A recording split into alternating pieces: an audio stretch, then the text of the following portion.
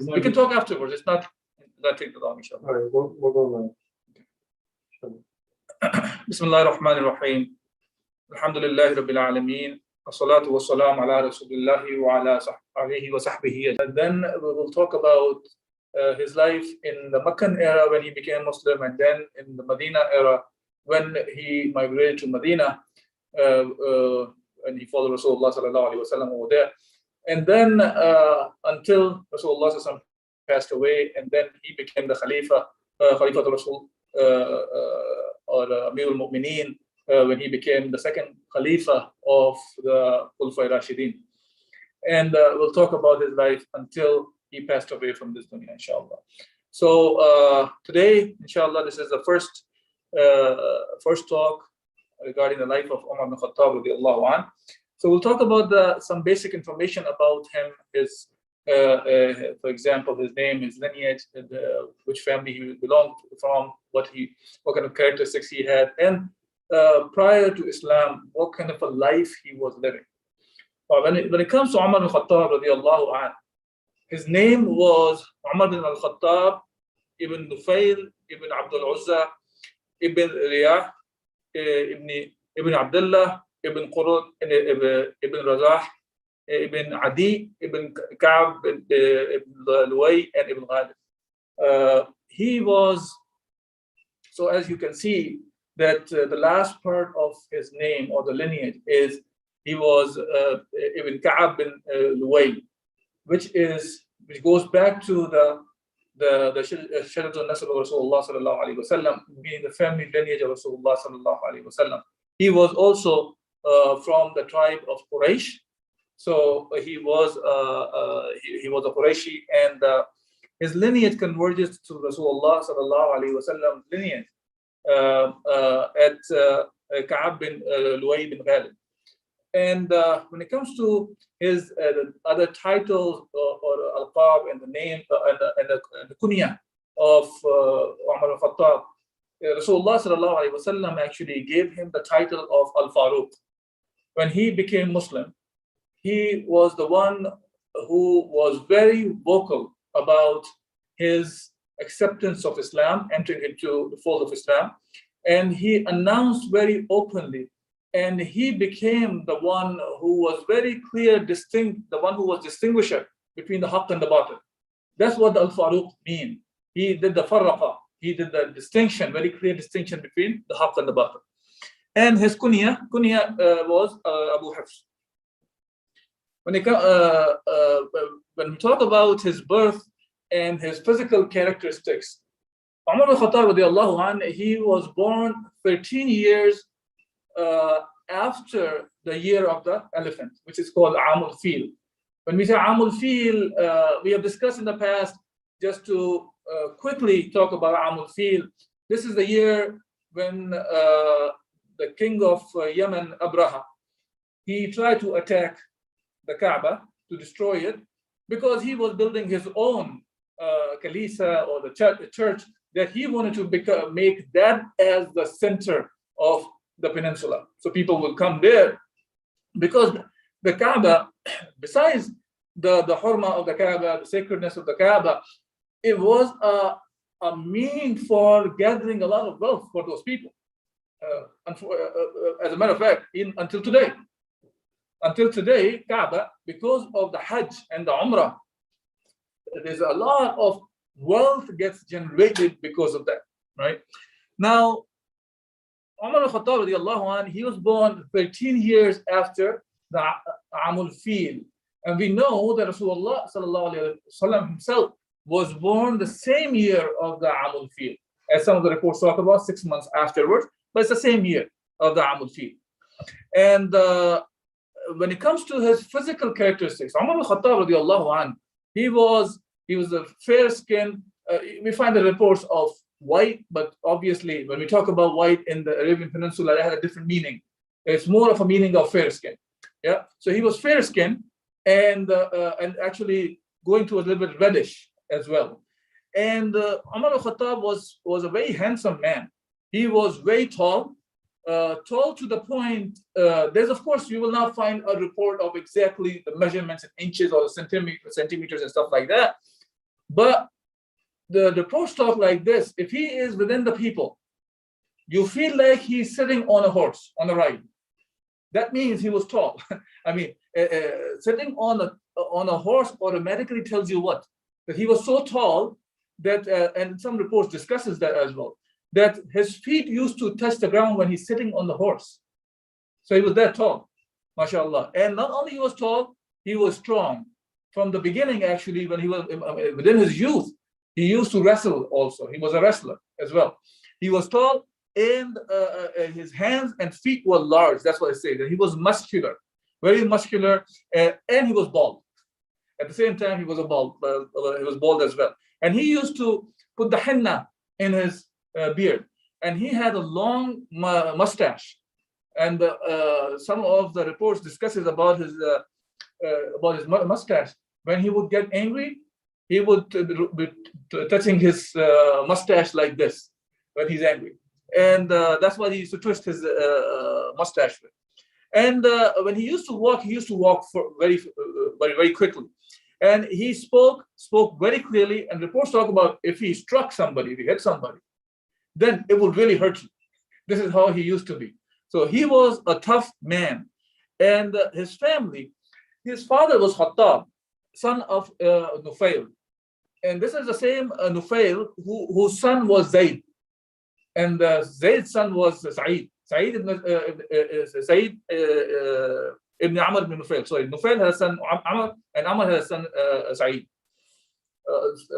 Sorry, Amr had a son Zayd, and Zayd had a son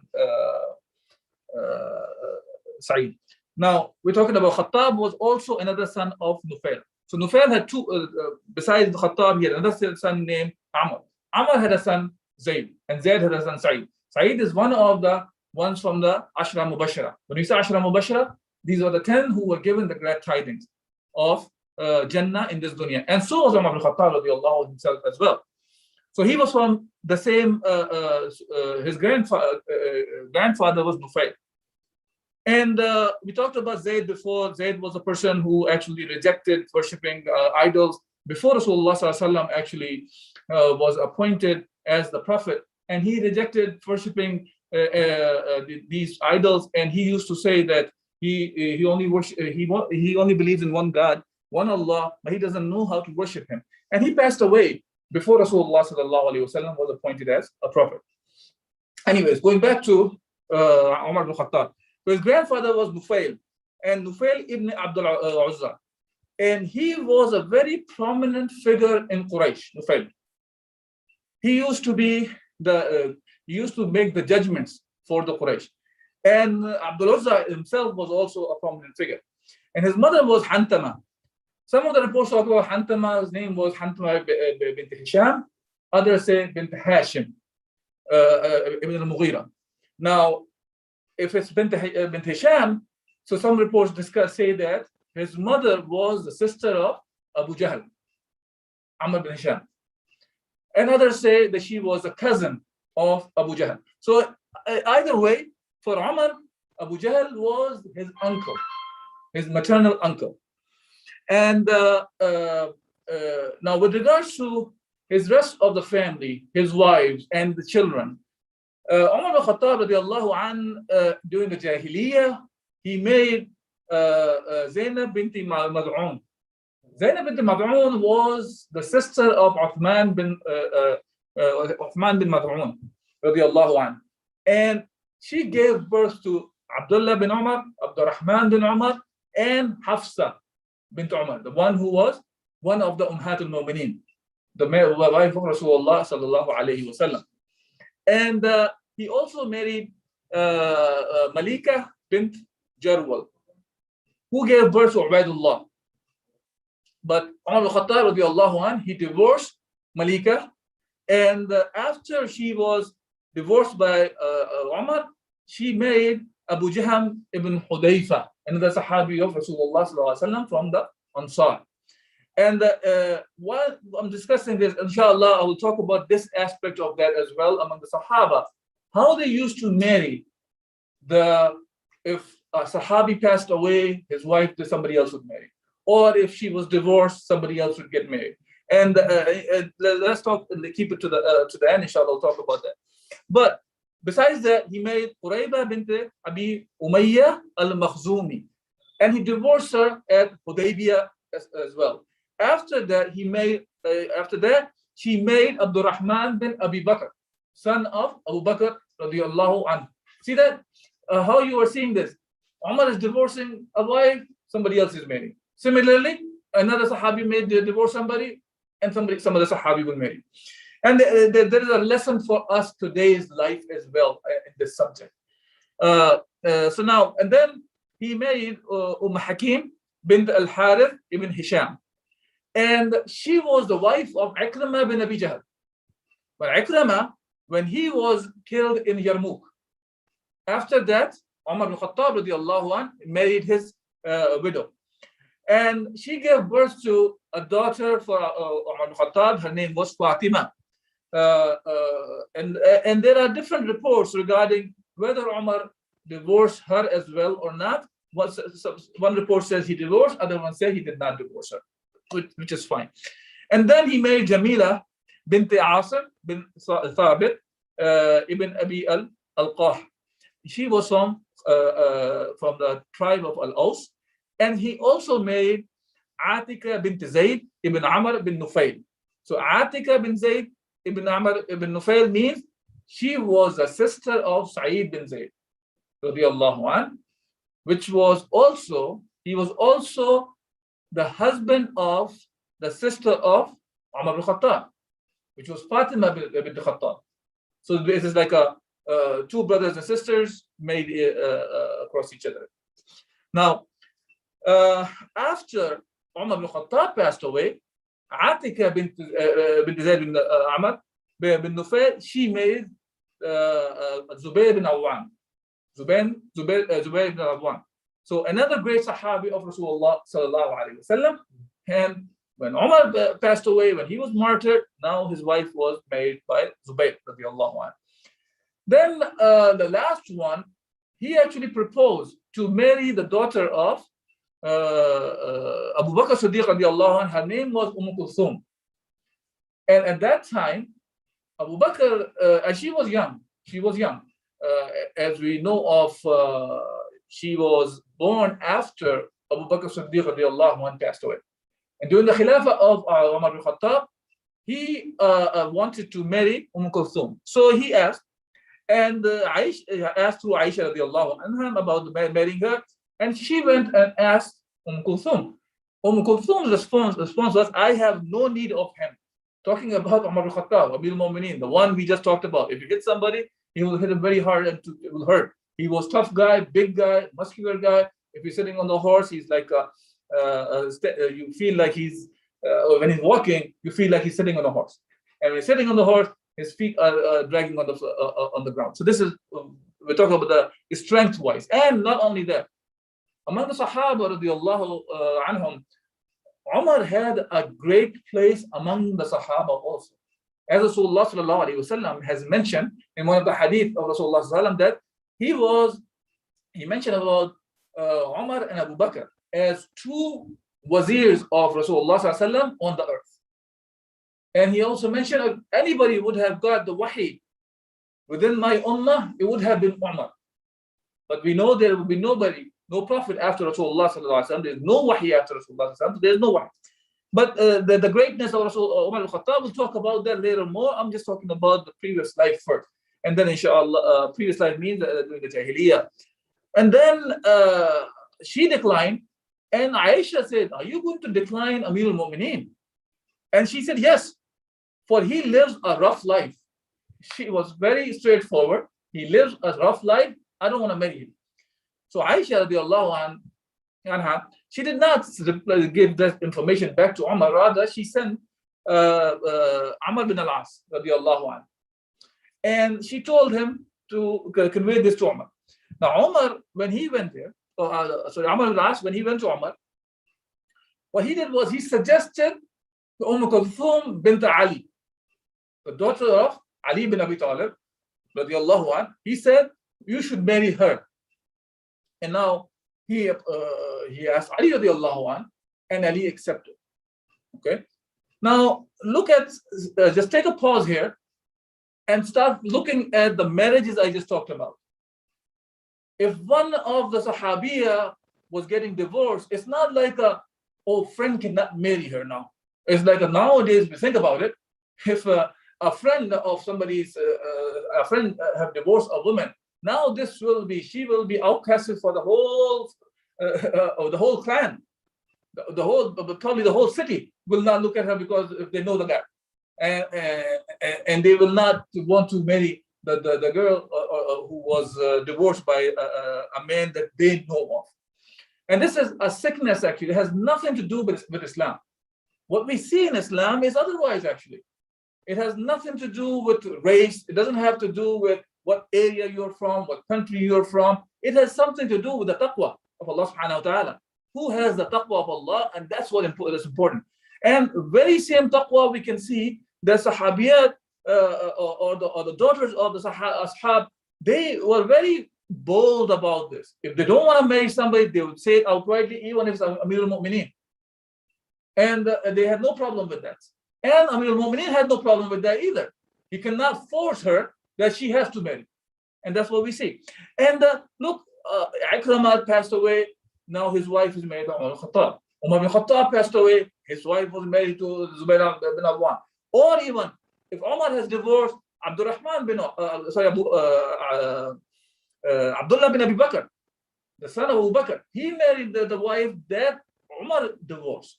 Similarly, Umar divorced Qurayba, and we see that, Abdurrahman bin Abi Bakr, he's the one who married her. And there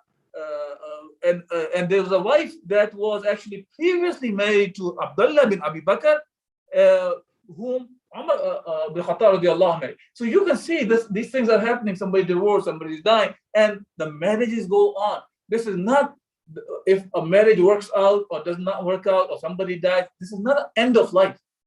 There's other, the purpose of our life is not just getting married and having children. Purpose of our life is to worship Allah subhanahu wa ta'ala. So you will be successful in this dunya and in the akhirah. That's our goal. Goals, unfortunately, it has become more of that's the end of the life, or that's all the life is about. Okay, so altogether, Umar bin Khattab radiallahu anhu, he had 13 children. He had 2 Zaids. So he called the first Zaid is called Zayd al-Akbar, and the other one is Zayd al-Asghar. Akbar means the elder one, Asghar is the younger one. He had the son named Asim, Abdullah, and Abdurrahman. He had 3 Abdurrahman actually. Abdurrahman al-Akbar, Abdurrahman al-Awsat, Abdurrahman al-Asghar, which means the elder one, the middle one, and the younger one. And he has a son named Ubaidullah, he has a son named Iyad, and Hafsa, the daughter of Hafsa, the daughters were Hafsa, Ruqayya, Zainab, and Fatima, radiallahu anhum. May Allah subhanahu wa ta'ala be pleased with them all. And the number of wives he had, including Jahiliyyah and Islam, were altogether 7. And interesting thing about Umar al-Khattab was, he has mentioned that he did not marry the women just for the shahwa. He said if that would have been the case, he would have not married any woman. So it's something like this. It's more for he wanted to have more children who will be doing the ibadah, worshipping Allah subhanahu wa ta'ala. That's the purpose he wanted to marry and have more and more children. Now, when it comes to his life during the Jahiliyyah, inshallah, we'll go over quickly. It talks about that when he was young, his father, he already put him to work. Very young, he's working. He's working as the one who's taking care of the livestock, okay, like cattle, the sheep, and the camels and stuff like that. And his father was very rough, very harsh with him. And if he did not do the job properly, he would beat him up also. And not only his father he was working for like this, he also used to work for his aunts also, from Makhzum. So, Bani Makhzum. So he used to work for them as well. And he had mentioned this about his hardship multiple times. One of the reports reported by Abdurrahman bin Hatib, he said, I was with Umar bin Khattab radiallahu anhu in Danjan. And he said, I used to tend livestock for Al-Khattab, his father, in this place, pointing towards where he was at the dungeon. And he was very harsh. Sometimes I would tend the livestock, and sometimes I would gather firewood. This is what his work. And it's been reported by another report that his life, Umar's life, was very hard, very harsh. And one time, Sa'id ibn al-Musayyab, a famous tabi'i, one of the tabi'in, Sa'id ibn al-Musayyab, he's a very famous one. And he mentioned that he went for Hajj and he met Umar ibn Khattab there, and they were at Danjan again. And Umar ibn Khattab was saying that there is no La ilaha illallah, there's nobody worthy of worship except Allah, the Most High, the Most Great, the one who gives whatever He wills to whoever He wills. I used to tend the camels of Khattab in this valley, and wearing a woolen garment. He was harsh. He was exhausted. He would exhaust me when I worked and beat me if I fell short. And now here I am with no one between me and Allah. He's Amir al-Mu'mineen.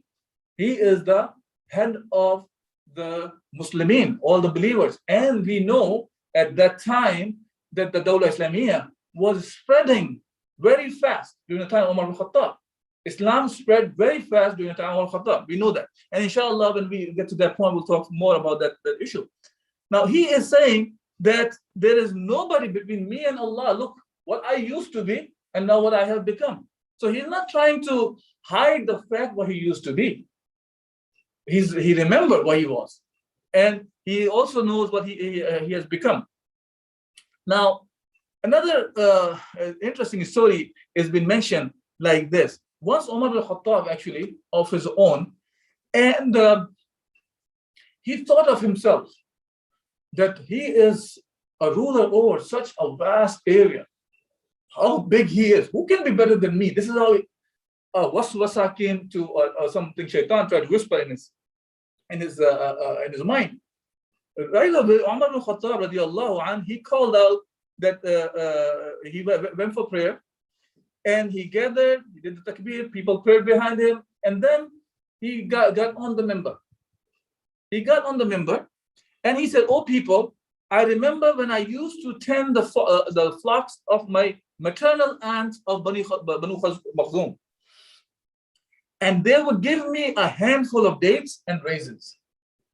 So all day he has worked, he's getting a handful of dates and raisins, which would be sufficient for the day. And what a day that was." That's all he said, and he got off the minbar. He got off the minbar, that's all he said.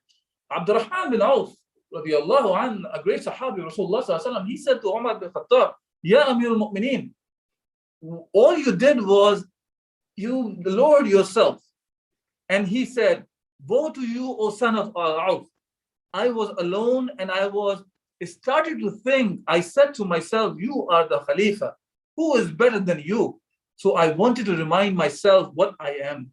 According to another report, he said, "I noticed something in myself. I wanted to bring myself down a rung or two." Because he felt the kibr or something is coming in his mind. Some wrong thoughts are coming. And he wanted to bring himself down to what he was. And this job of taking care of livestock, of course, which is when you go and take care of the sheep and the camels and all those things, even though it's harsh, even though it's tough, but there is actually a benefit that comes out of it. It helps build the characteristic of a person, because you become very patient. Animals are, of course, they one will be going one direction, other will be going another direction, and you have to control and you have to be patient. They are animals. So that makes you very patient, that makes you very humble and forbearance, and at the same time you become tough also because of the situation. Now, this is what he used to do in the Jahiliyyah, and when he was young, even though he had tough times, even though his father was tough and all those things, but there was one thing about him, was he was a good wrestler. He became a good rider, horsemanship. And not only that, even though reading and writing was not a skill common among the people, he had the skill of reading and writing as well. So he learned how to read and write, even though Arabs were not too much into it. Now, afterwards, Umar al-Khattab radiallahu anh, he got engaged into trade as well. And he became rich because of that. He was used to go in the winter time, he would go to Yemen. During the summertime, he would go to Sham, towards Syria. And also he went to the areas which were under the Roman and the Persian Empire at that time. So he used to go in those areas. During the Jahiliyyah, we're still talking about that. And but at the same time, Umar, as I mentioned, he was from the family. The father and the grandfather and the great-grandfather, they were very prominent figures among the Quraysh. And they were leaders among them. They were the one who considered as judges. And when Umar grew up, even for them, they saw the people of the Quraysh, they saw he had the skills. He had a very clear, great skill of talking to the people. Hence, they made him like an ambassador. Any war or something is happening with the tribe, they will send Umar ibn Khattab. He will go and he is the one who will represent the Quraysh. And this is how Umar ibn Khattab was among the people. At the same time, Rasulullah sallallahu alaihi wasallam, when he became a prophet, now people were entering into the fold of Islam. So Umar ibn Khattab was one of the people who became staunch enemies against Islam. It's not because necessarily directly against Islam. It was more of whatever he was sincere in doing what he was doing. So he was with the Quraysh, the idol worshipping and all those things. He was sincere about that. He was thinking about, okay, this new deen is coming. This is going to be a threat for this deen. Well, I have to protect that. So he became a protector of that. And not only that, he used to actually punish some of the people whom he had the control over became Muslim. Like there's a report talks about that. There was a female slave he had, and she became a Muslim. Umar al-Khattab started beating her up. He beat her up so much that he got tired of beating her up. And whatever stick he was beating her up, it fell, or a whip he was beating her up, it fell off his hand because he got tired. Abu Bakr Siddiq radiallahu anh, he was passing by, and he saw that what was going on.